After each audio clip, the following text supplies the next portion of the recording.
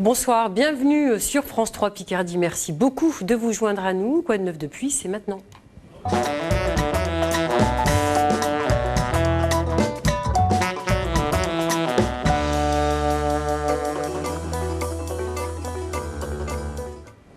Ce soir, nous retournons au musée de l'aviation de Varluy. 20 ans d'existence et 16 000 visiteurs plus tard, le musée de l'aviation dans l'Oise continue d'attirer les curieux, de véritables passionnés. Car la Picardie, rappelons-le, est une terre d'aviation. Les frères Caudron y ont fondé la première école de pilotes au Crotoy au début de la guerre 14.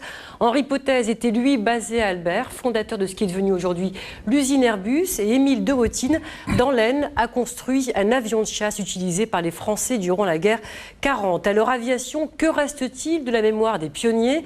Nos invités ce soir sont Michel Mercier, président de l'association du musée de l'aviation de Varluy, et Marcel Mavray, auteur du livre Dans le ciel de l'Oise. Bonsoir à vous. Bonsoir. Mais avant ce reportage réalisé il y a 12 ans, le musée de l'aviation de Varluy était le résultat du travail et de la passion de 3 amis. C'était le 16 octobre 1998. Regardez.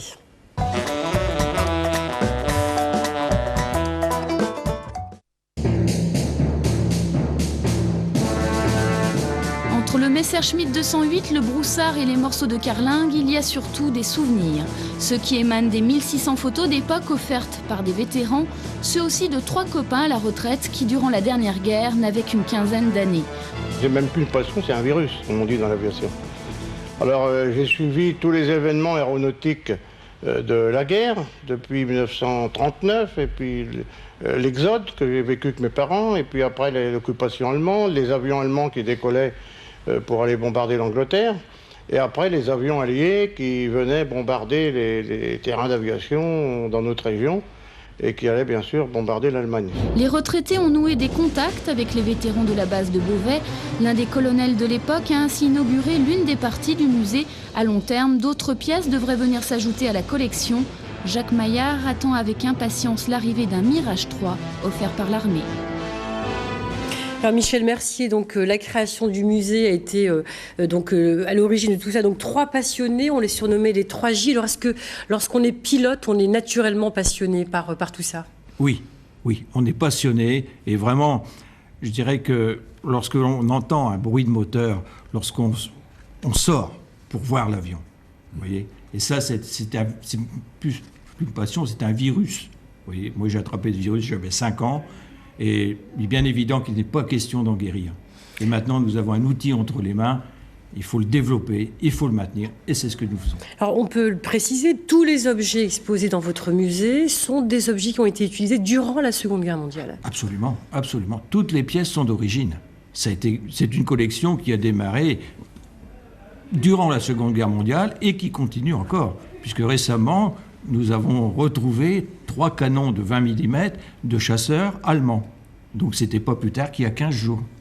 Donc vous voyez que maintenant, nous continuons toujours à agrandir la collection et le maintien du souvenir, évidemment. Alors vous, Marcel Mavray, vous êtes auteur de ce livre, donc Dans le ciel de l'Oise. Alors, avez-vous une vision un peu plus globale de tout ça? C'est-à-dire que c'est une histoire qui allait s'oublier. On parlait beaucoup de la résistance terrestre dans l'Oise. Bon, ça, il y avait encore de nombreux témoins. Mais pour ce qui était des combats aériens, des bombardements sur l'Oise, ça avait tendance à partir, à s'oublier complètement. Alors, je me suis dit, il y a 35 ans, on va essayer de faire quelque chose. Donc, vous rendez compte dans ce livre de l'ensemble des avions tombés en combat aérien dans l'Oise? Absolument, en combat, pas en accident.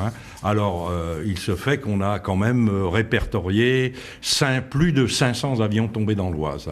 Alors, ça n'a pas été une mince affaire parce qu'il a fallu contacter les archives allemandes, américaines, britanniques, la Croix-Rouge et les archives de la gendarmerie. Parce que sans ça, on avait beaucoup de témoignages, mais aussi beaucoup de rumeurs un peu fantaisistes. Donc un gros travail de recherche, alors, 20 un gros travail de recherche absolument nécessaire qui a été... à un moment, on pensait le faire sur la Picardie, mais c'est pas possible, parce que c'est trop de travail, parce que dans la Somme, il est tombé des avions aussi en pagaille, au combat, et ça, c'est le travail des gens de la Somme, dont monsieur Pierre Ben, qui s'occupe très bien de l'affaire. Nous, on s'est contenté de faire l'Oise Et c'est déjà pas mal. Alors 20 ans d'existence, en tout cas, donc au musée de